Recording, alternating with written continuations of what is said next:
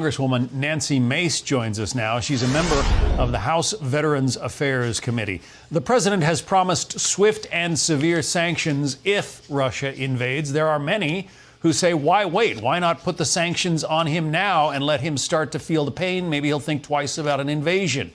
Your thoughts on that, Congresswoman?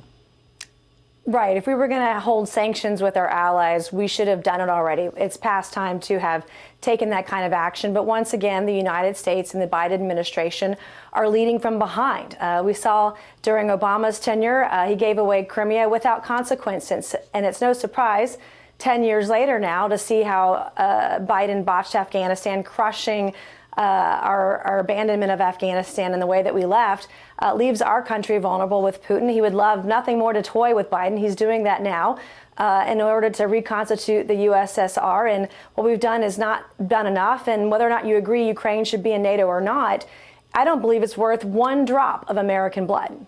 Well, the president came into office having spent 30 or something years on the Senate Foreign Relations Committee. He said he was the old hand, knew all the world leaders by name. Why is Putin testing him?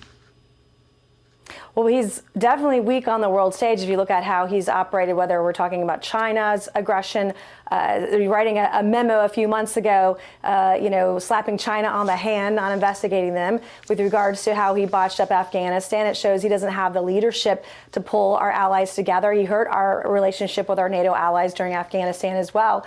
And we're showing a lot of weakness on the world stage, and that's why we're so vulnerable. This didn't happen under the Trump administration.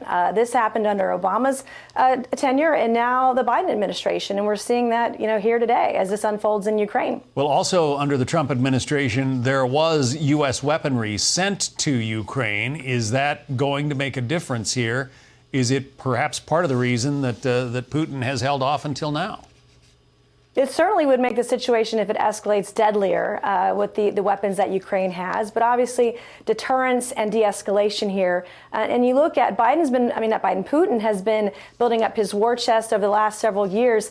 We have an opportunity, unilateral sanctions from the U.S. has not worked so far. We've got to work with our European allies. We've got to increase the United States exports of fossil fuels and petroleum, natural gas, et cetera, and reduce our imports of Russia.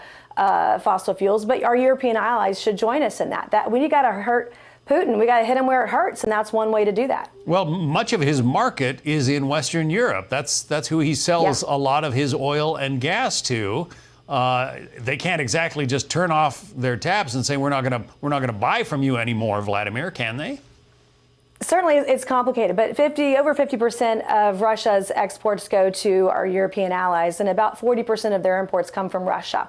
Which is why the U.S. should take a stronger stance on bring our allies together and increasing our exports. We're importing more Russian oil here today than we have in many, many years. And we are greater net exporters under the Trump administration than under the Biden administration today. There are things that we can do, but you look at Biden has stifled, look at the cost of gas and fuel when you go to fill up your car at the gas station. What we're doing isn't working. And certainly Russia and Putin is not taking us seriously. Yeah, when the price of a barrel of oil goes up over $65, Vladimir Putin starts making real money. It wasn't that long ago that the U.S. was the world's biggest oil producer. And in those days, prices were low. Vladimir Putin was in the poorhouse. And we're adding to his war chest, right, and to his militarization. The more money he makes in oil and gas, the more money he has for his military and to be aggressive. And I know you mentioned earlier the concern for cyber attacks. This is nothing new, right? China and Russia actors have used cyber attacks for years now, and we're unprepared to handle it. We're behind the times and leading from behind, and we've got to lean in and and push back on these things and have the technology. I think the cybersecurity is the next war front that we're going to have, and we've got to do a better job when handling this kind of aggression, not only domestically but abroad too. Congresswoman Nancy Mace, Republican of South Carolina. Thank you.